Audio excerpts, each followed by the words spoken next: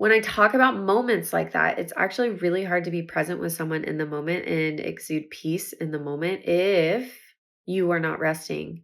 Because what's going to happen is you will not be able to be fully present with someone and enjoy that moment if you are distracted with anxiety, distracted with what's going on, distracted with the to-do list in your mind.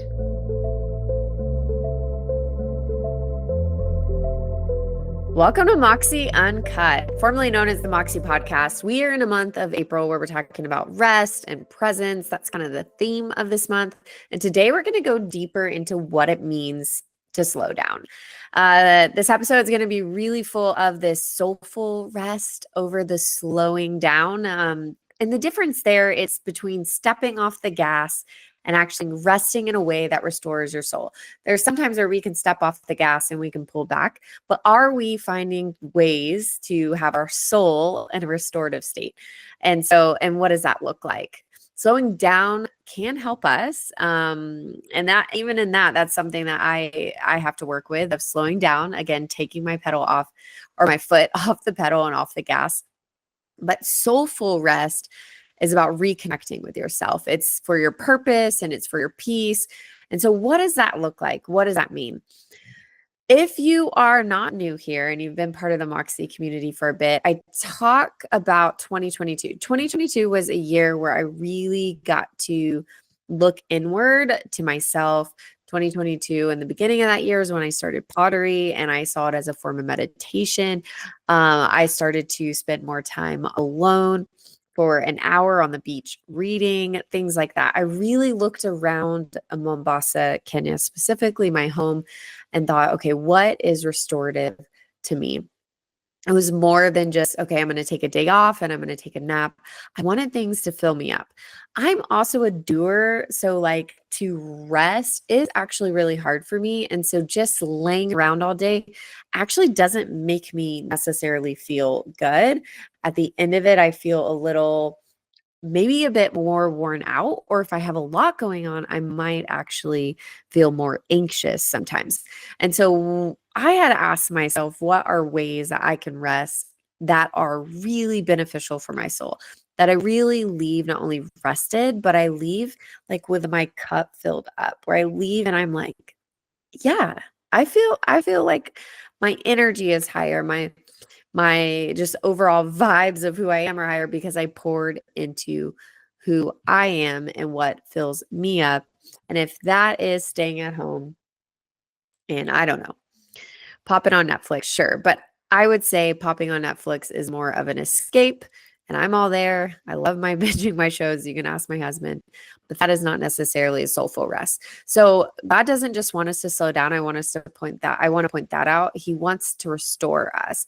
He wants to lead us into the pasture and lead us beside quiet waters. And he wants to refresh our soul. Like, this is all throughout scripture. And so what are ways that you can step into that? What are ways that you can slow down and find ways to restore yourself? So that's what we're going to talk about as we go through this episode today. And keep in mind, again, the whole month of April is about this rest and being present.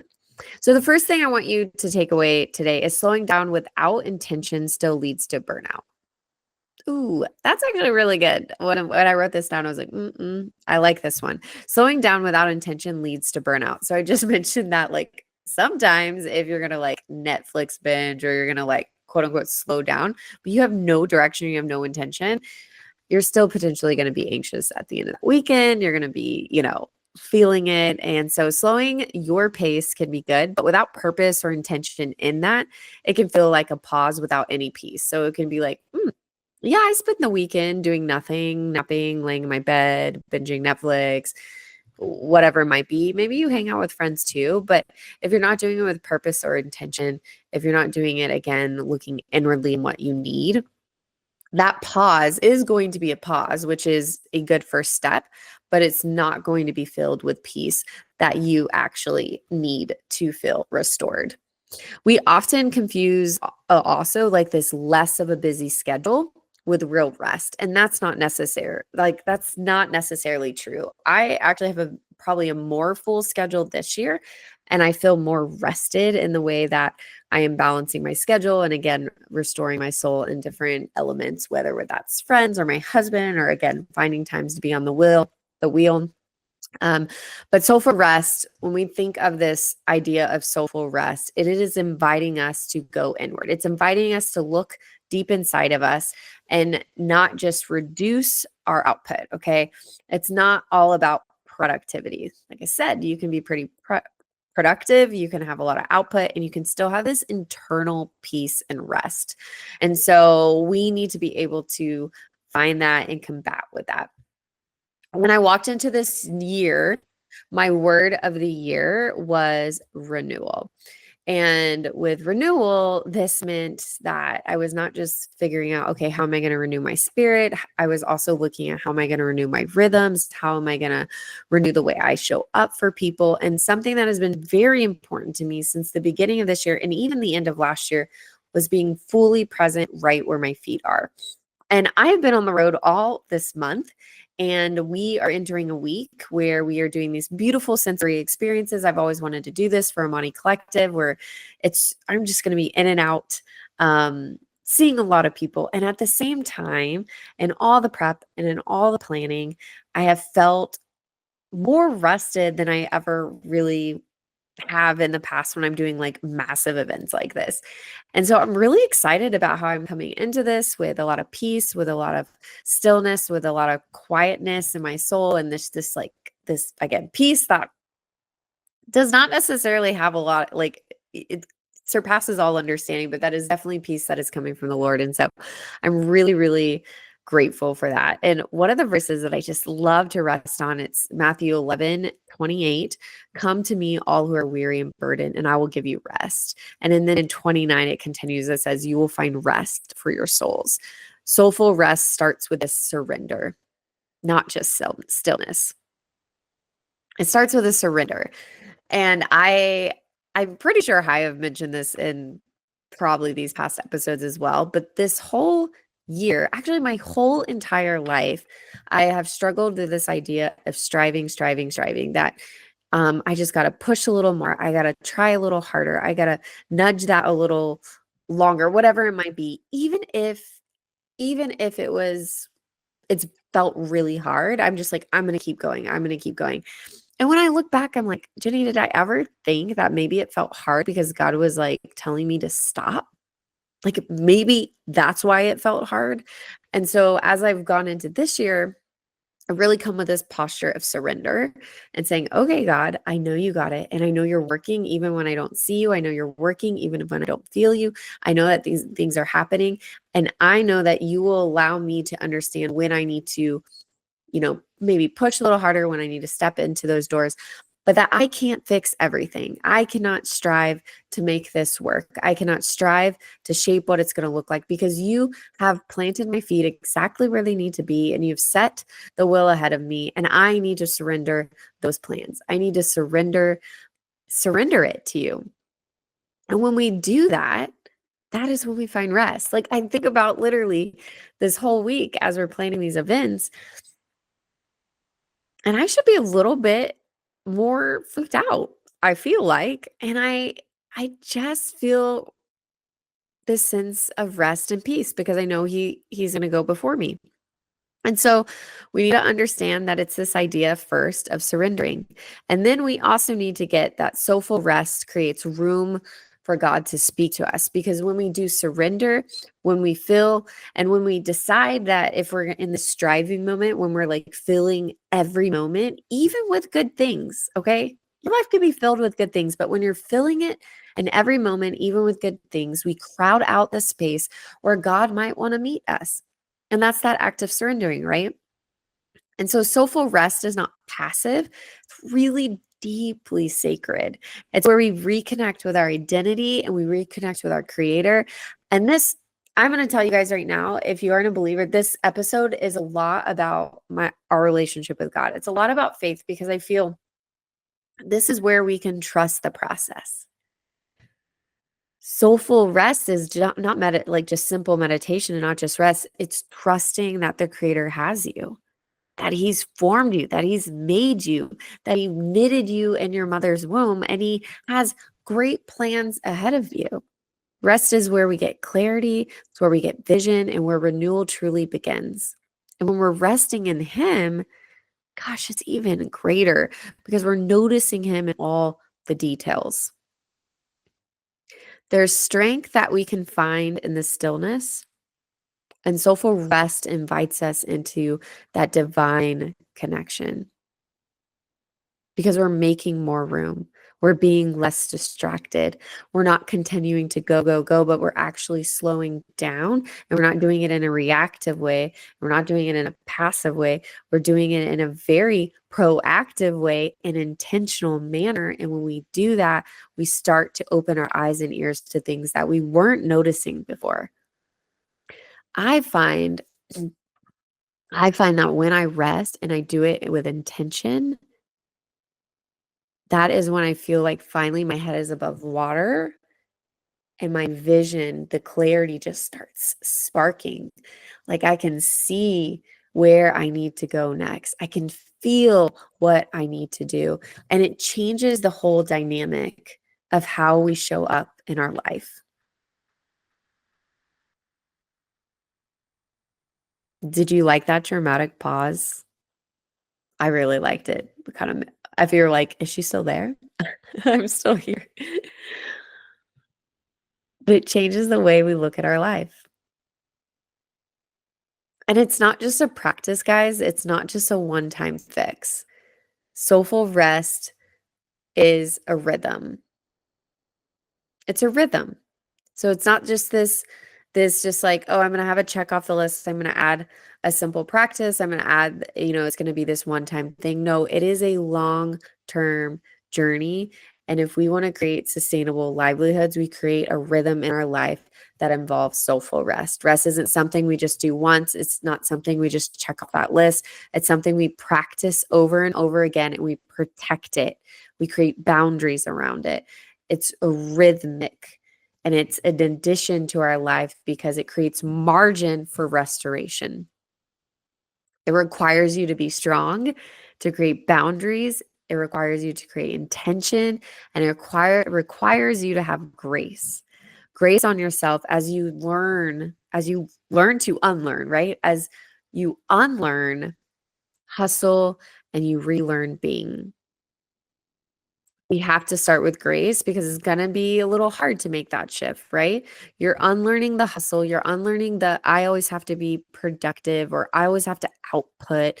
This is what high achievers do, right? We always look at what's next. I'm a high achiever. I'm high capacity. This is something that I've had to unlearn in my adulthood, and I've had to relearn being right where my feet are, being present.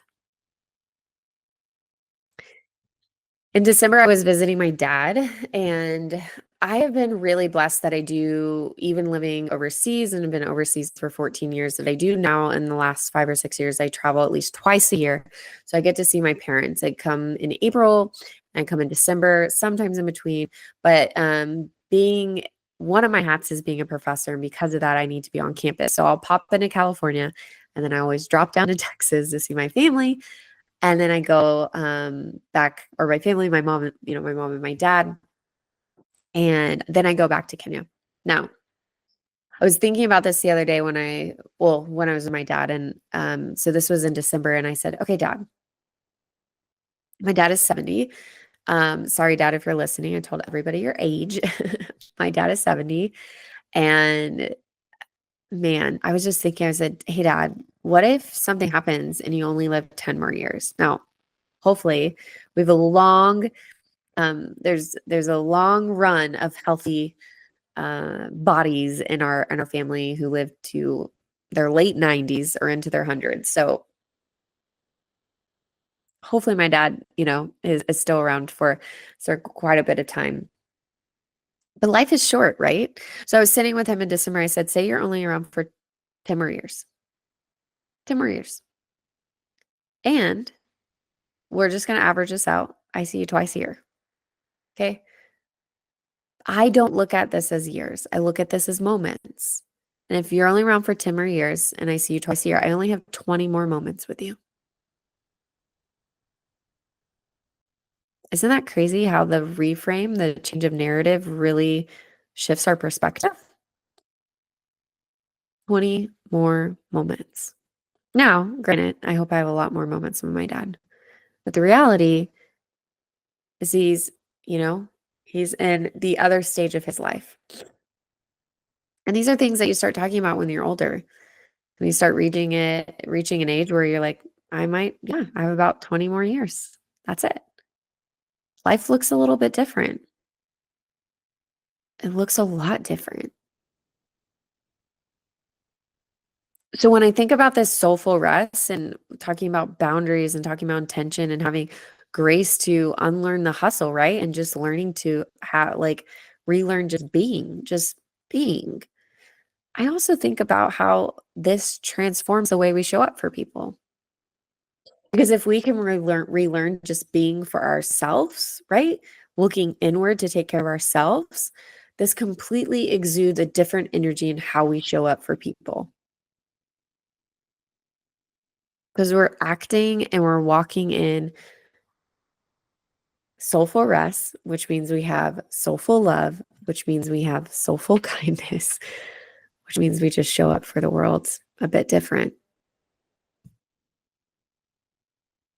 So I sat with my dad. We both got teary eyed because that's the reality. And I want you to think about that, not to be like a downer, but where you're at. What's that reality? What is it? Who is it with? And are you soaking up every moment and being present with them when you can? When I talk about moments like that, it's actually really hard to be present with someone in the moment and exude peace in the moment if you are not resting. Because what's going to happen is you will not be able to be fully present with someone and enjoy that moment if you are distracted with anxiety, distracted with what's going on, distracted with the to-do list in your mind. I'm not saying that that stuff ends when you have soulful rest, but it changes in the way you show up in spaces. It changes the way you look at things in life. In Exodus 20, it just talks about the Sabbath. It says, remember the Sabbath day by keeping it holy. And on it, you shall not do any work. We are called to rest. We're called to work too, but we are called to rest. And rest is sacred. It needs to be part of rhythm in your life. It's not just about the recovery. It's not just about the check off the list. I didn't do anything for a day. No, it's a rhythm. It's a rhythm and it needs to be part of the balance and the cadence of who you are. If we do not slow down, if you do not slow down at all, you'll lead to burnout. And you might have already gotten there. And you might have already done that. And you might be feeling like it's about to happen again. But I'm going to tell you now that if you slow down, but you do it without intention, you do it without a purpose, it will also lead to burnout. So have intentional rest. Also understand that when you have soulful rest, you're creating room for God to speak to you. You're creating room for him to show you vision. You're creating room for you to have clarity on where to put your next feet forward. When you don't have soulful rest and it's mindless and you're just trying to just rest again aimlessly with no intention, then you're still going to feel very weary. And so keep that in mind. You're still going to feel like your head is underwater, that you haven't been able to pull it up to breathe, and you're going to lack vision and clarity. So let's move forward this week and into this year and figure out how we're making soulful rest to be a practice and not a one-time fix. We're not, especially the Moxie podcast, especially in my life, we're not about the Band-Aid solution of the quick fix, the just take one pill and it'll work out. That is not what we're here for. We're here about the long term, about things that are going to create sustainable solutions, both for your business and in your professional world. We talk about that too. But any of that cannot work if you do not work. So we always talk about sustainability of self. You have to have sustainability of self. So where in your life have you been slowing down, but you still feel weary? I think, maybe you've been trying, but you still feel a little tired there. And what's one small way that you can create space in your week for that, but space in your week for a soulful rest, right? Because that's going to change your intention. So let me just recap really quick because you're like, Jenny, okay, rest. I'm doing rest. Okay, but rest is different. Just typical rest that doesn't have an intention versus soulful rest that is purposeful and intention, and you give yourself grace are two different things. And I want you to put that on a piece of paper and I want you to write it down. And if you dig into scripture, I want you to find scripture that aligns with that. And I want you to meditate on things that are going to fill up your cup. I want you to surround yourself with people who are going to tell you how awesome you are. I want you to lay on your bed and have a good nap and do it with beautiful, beautiful intentional music. Find ways to care for yourself. Find ways that fill you up, that when you go out of your Sabbath, when you go out of this intentional rest, you can take that deep breath and know that you're going to be okay. I encourage you to share this episode with anybody who you feel is just running empty today. If you have a friend who, man, they just need to be encouraged and they need to be reminded to rest. Maybe you have someone new who you just don't even know, but you feel you need to pass it on. I encourage you to share it with them. I'm so grateful that you're a part of this community. And as always, Moxie on friend.